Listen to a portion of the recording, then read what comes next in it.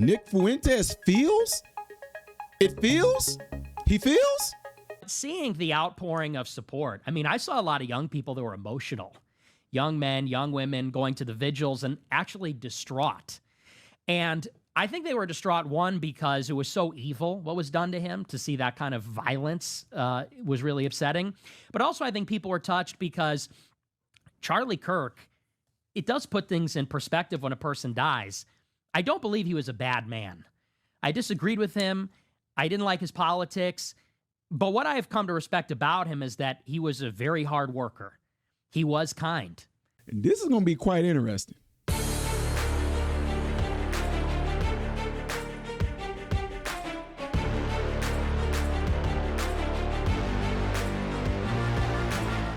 How are you good people doing, my American informed brothers and sisters? Welcome to the channel. I'm Ty Smith. You watch my channel, Modern Renaissance Man, in which I'm greatly appreciative of. Make sure you follow me up here, follow me down here. Click this. It helps me. Merci beaucoup. If and when you do subscribe to the channel, click the bell notification that will bring down a drop box for you to select all notifications. Last but not least, go and check out your boys on the YouTube channel called Man Husband Father. All right?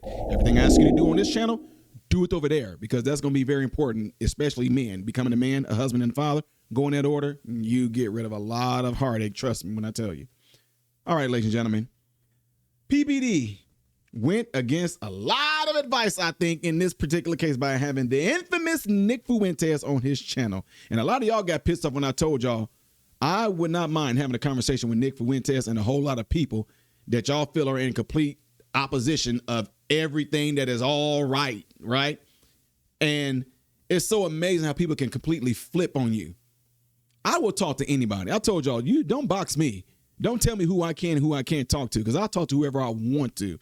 I don't care if it's a KKK Grand Wizard. I don't care if it's the highest degree Mason. I don't care if it's a Satanist. I will have a conversation with everybody, anybody. That don't mean that I have to agree with them. It don't mean that I want to become their best friend and we getting ready to all just kumbaya. No, it don't mean that. It's just that I will have a conversation with folks because that's just the type of individual that I am. I can pull and learn something from a lot of people that y'all would have no idea. There's people that I would never be cool and friends with. But at the same time, I would be associates with them because they might have some knowledge that I don't know, and they can share that with me to help me enhance my arsenal. Anyway, PBD has Nick Fuentes on his channel, and it can turn out to be quite interesting, right? Check it out.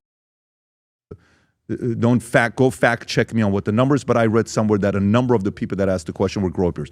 Groypers asked me a question when I was at Amphis, when the guy got up and said, how come you've never had Nicholas J. Fuentes on? And I said, he's got to stop saying the N-word. And this is when you kind of came back and reacted to the video.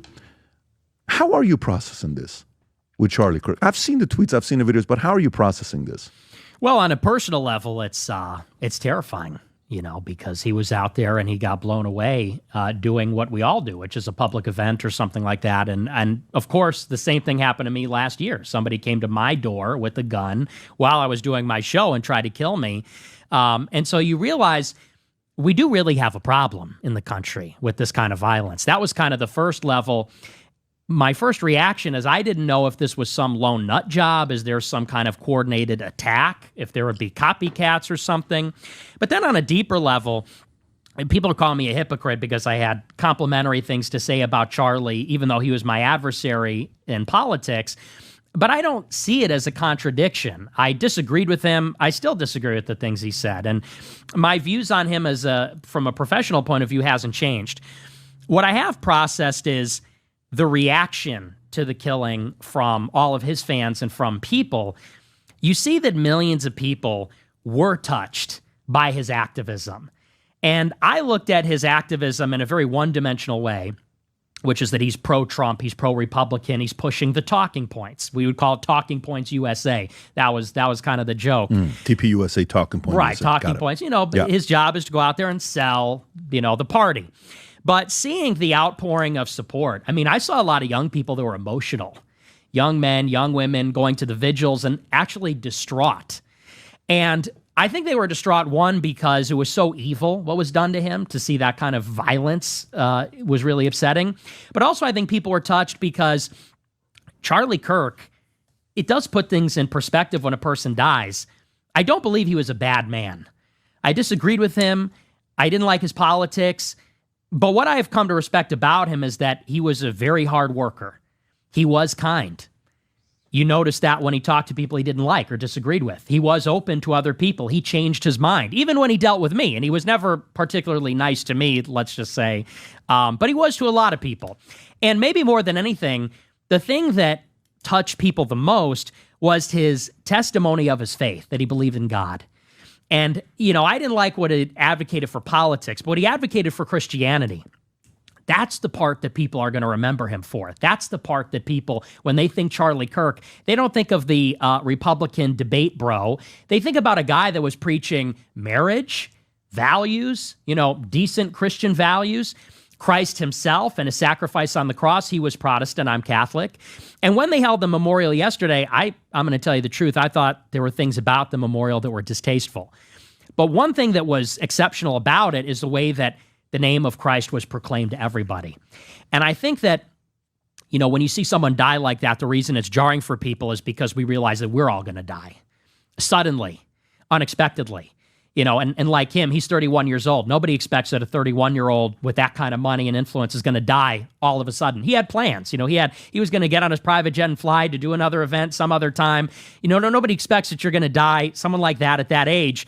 And when you see someone like that cut down so viciously, you realize how life is so fragile and it's so temporary and it's so short.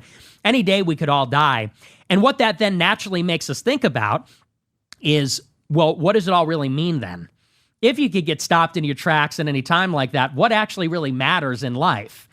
And what mattered about Charlie, when you see in the end, is it's not actually the times when he was maybe taking the piss and saying, what is a woman? It's the times when he was sincerely professing his faith, talking about moral virtues and the moral virtues that he lived in his deeds. And so to me, I guess it was a change in perspective, kind of realizing everybody asks the same question, how will I be remembered?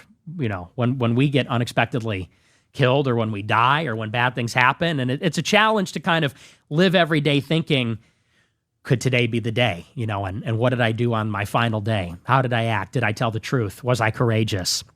Was I kind?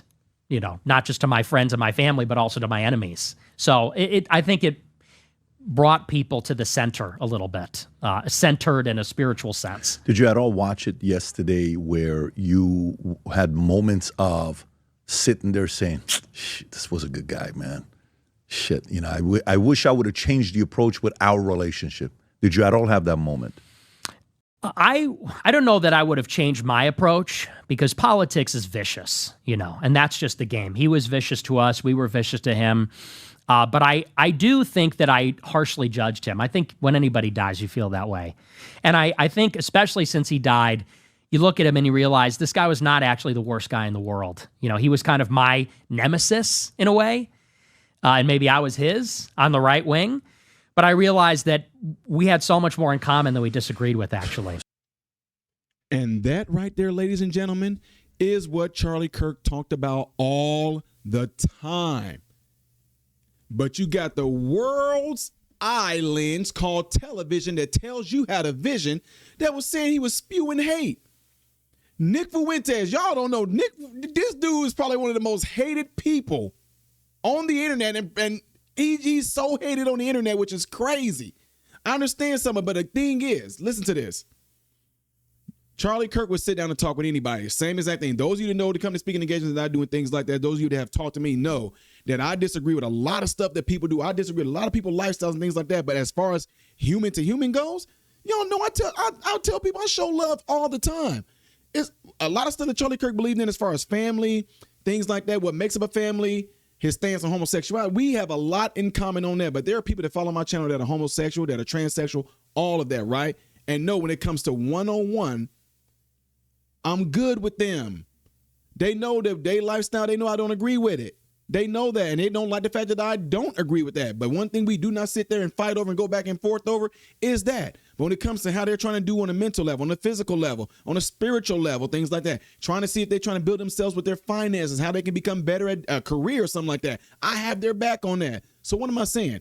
He sat there and put the nail in the coffin with that right there to say we had a lot more in common on a lot of things than we did not. So a lot of times, if you know that you're not going to agree with people on certain social issues, religious issues, political issues, and things like that, as human to human, Do not talk about those things just amongst yourself. But the other stuff that y'all do agree with, go ahead strong on those and push those things out together as a unit.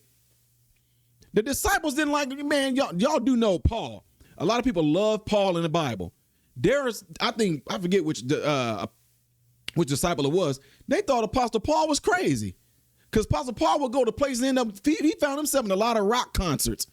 Paul was crazy. And some of them was like, okay, no, I don't know about that. But at the same time, their whole message together, all as a unit, was about Christ. Anyway, let me know what y'all thoughts are on that. And PBD, I'm still waiting. You played my video. You said, who is this guy? It's me. Looking forward to coming on the show, bro. Anyway, y'all, let me know what y'all think about this by putting it in the comments below after this video. Do not forget to do what y'all see in these elements right here that will greatly help the channel. The next video that I will be doing after this one is going to be up there. Things as of yesterday right here. If you have not subscribed, click this. I am Ty Smith, Modern Renaissance Man, hoping and praying that every last one of you have food, shelter, and clothing. Most of all, I pray every last one of you guys in great health, mentally, physically, emotionally, spiritually. God bless you all through Jesus.